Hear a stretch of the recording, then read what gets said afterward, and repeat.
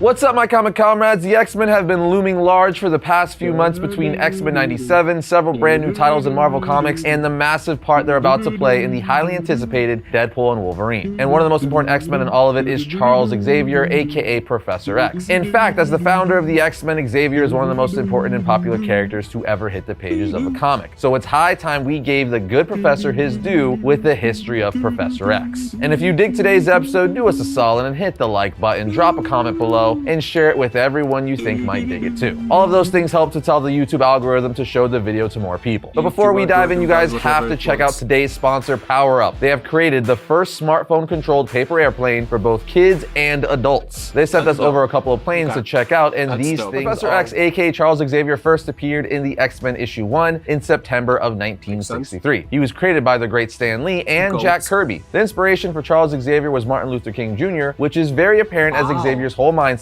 is to try to peacefully change the human's prejudice against mutants. But with that said, let's break down the comic book origin of Professor X. It was given to us back in X-Men issue 12 in the early 60s, which also is the first appearance of the Juggernaut. So in the issue, Xavier gives his origin via a flashback. He does this because of the new threat towards the X-Men at the time, the unstoppable Juggernaut. He tells the X-Men he is his brother. He then shares his story saying it started with an atomic blast years ago at Alamogordo, New Mexico. I'll never forget that fateful Holocaust, for my father was killed in the blast. We see him at his mother's side at his father's funeral, with Xavier saying to himself, if only Dad had been able to escape the blast the way Dr. Marco did. Dr. Marco then tries to comfort Sharon, Xavier's mom, saying, I know how you feel, Sharon, and I share your grief, but as his friend, I shall look after you, and after the boy too. As Xavier says, even though he was Dad's fellow scientist, I never trusted Dr. Marco, and I don't trust him now. Months later, Marco persuaded Xavier's grief-stricken mother that Xavier needed a father to take care of him. Xavier says, though it filled my heart with a nameless dread, they were finally married. Captions from Xavier say, even as a boy, my mutant brain let me sense secrets which were locked in the minds of others. As we see Marco say, at last, now I have everything I've always dreamed of. With Xavier thinking, money, power, that's all he really cares about. As time went on, Marco was a horrible stepfather. He was mean to Sharon and Xavier, putting his work before his new family. Xavier's mom tells him, I've been a fool. You never really cared for me. You just wanted the power our wealth could bring you. Marco has no problem admitting it, saying, ever since I can remember, your husband had everything. Fame, success, the admiration of the world, while I was a nobody, but things are different now. The next day, Xavier would meet Kane, his stepbrother, who he described off the bat as having an aura of sheer cruelty. Kane tells Xavier, if you're wondering what I'm doing here, I just got expelled from school. I decided there wasn't anything else those creeps could teach me, as he smacks Xavier in the head. Later, Xavier hears Kane implying to his father that Xavier's father's death was no accident, and he knows how he inherited his wealth, trying to blackmail his father for money. Kane's father gets extremely pissed, saying, don't you ever say that again. Do you hear me?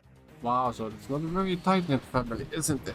One father is a murderous, abusive man, and the son is a horrible, abusive, blackmailing son.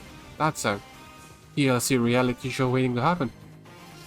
Xavier comes in to confront them both, asking, what did you mean by that? What really happened to my father during the atomic bomb test? Kane gets pissed off, saying, no bratty stepbrother is going to cause trouble now, knocking over chemicals, but this causes a fire. The fumes from the chemicals in the fire cause Marco to die, but with his dying breath, he tells Xavier, Charles, your father's death was an accident, but I might have saved him if I tried, but I didn't. Forgive me. Beware of Kane when he finds out about your power. Xavier continues to say, it wasn't long after Marco's death that I realized my brain possessed powers which must have been caused by all the radiation my parents had been exposed to at the Nuclear Research Center before I was born. The only outward sign was the fact that I began to lose my hair while still in my teens. More important than that was my fantastic ability to think. As I grew older, my ESP power made me excel at everything. I became a star quarterback because I always knew in advance what the enemy tackles were thinking. Oh my god, that's so ingenious. How did I never think of that?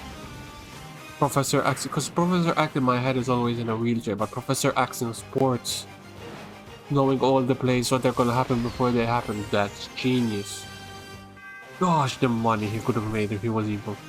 Even at track, I had the advantage of knowing when an opposing runner was tiring or planning to make his last desperate spurt. But all the while, Kane Marco was watching and hating, his jealous heart filled with almost uncontrollable envy. So much envy, Kane would snap, attacking Charles and breaking several of his trophies. Charles then says the final tragedy occurred when Kane offered to drive me to college after vacation. Hoping to win his friendship, I accepted. But during the drive, Xavier says, you're driving like a madman. We'll never stay on the road. Kane says, you're better than I in sports, books and studies and almost everything. But now I've got the top hand. I'm going to drive like this until you beg me to stop. Kane then accidentally drives the car off the side of a cliff. However, Xavier, being the good heart that he is, uses his mental power to help Kane leap to safety while he remained in the car a split second too long. The X-Men asked, "Is that how you lost your use of legs, Professor?" He replies, "No, that happened another time at the hands of a man you know as Lucifer. I managed to survive the crash by harnessing my brain power to its fullest extent by creating a mental shield around me. Though I was badly hurt, I lived." But I know what some of you are wondering: how did Charles lose the use of his legs? We find out in X-Men issue 20. He lost his ability to walk when the villain Lucifer dropped a giant stone on him, paralyzing him. Flash forward to X-Men issue 38 in the... Wait, what?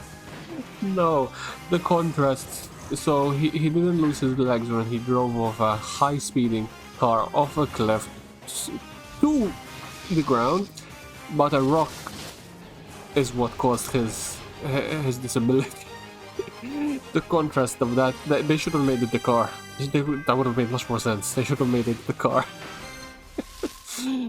The back half of the issue, in a story called A Man Called X, Charles Xavier at his mansion gets the newspaper and while reading says, "So it's come at last. The thing I knew one day must happen. The human race have discovered the presence of mutants in their midst." According to this account, the FBI is beginning a special investigation as of today. Then I dare play the role of a recluse no longer. I must leave for Washington at once. The time has come to act, to end self-imposed exile. By the end of the issue, Xavier tracks down the FBI agent in charge of the investigation, Fred Duncan. He proposes to them, "I can help you and the human race by tracking down myself the mutants in this country." They would scarcely trust an outsider, but perhaps one of them. Duncan goes for it, saying, "I gotta admit, it might just work. We have some leads on who some of the mutants..." Why does the dude in the green suit look like John Cena? That dude looks like John Cena, with the same hairstyle he has now. He really does, though. Are, but we haven't figured out how to approach them. Xavier says if they're hounded, persecuted, they may band together and become the very menace that you fear. Duncan says, "Okay, Xavier, you sold Fred Duncan. We'll supply you with the info we have and you report at intervals to us." Xavier shakes their hand saying, "Excellent, Agent Duncan. I'll keep in touch regarding my progress. Let us hope we have both reasoned correctly. On us may depend the survival of all humanity." Then in issue 41, we see the first mutant that Xavier tracks down and saves is Scott Summers, aka Cyclops. Short of it is, he tracks Scott down, who is being led astray by the mutant the Living Diamond, and ultimately takes Scott under his wing, recruiting him to be the first member of the X-Men. Xavier starts his team of mutants with Scott to help save the world and show that mutants are an ally, not a threat. But there you have it, friends, the origin of Charles Xavier,